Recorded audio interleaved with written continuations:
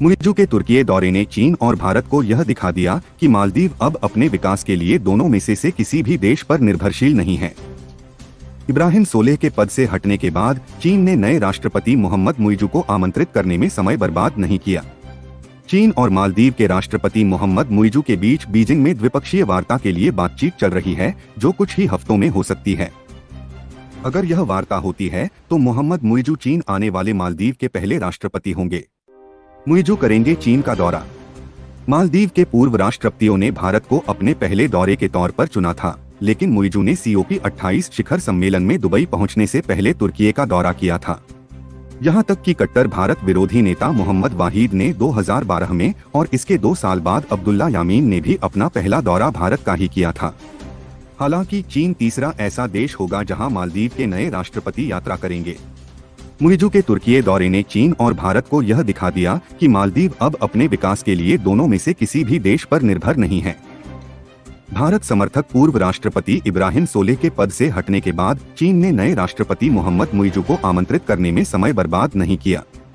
फिलहाल यह स्पष्ट नहीं हो पाया है कि मुइज़ू को भारत से भी आमंत्रण मिला है या नहीं। भारत के साथ किए गए समझौते को खत्म करेंगे मुइज़ू।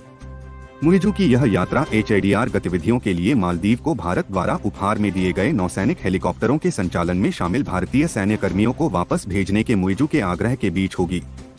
हालांकि भारत इसके लिए एक व्यावहारिक समाधान की उम्मीद कर रहा है।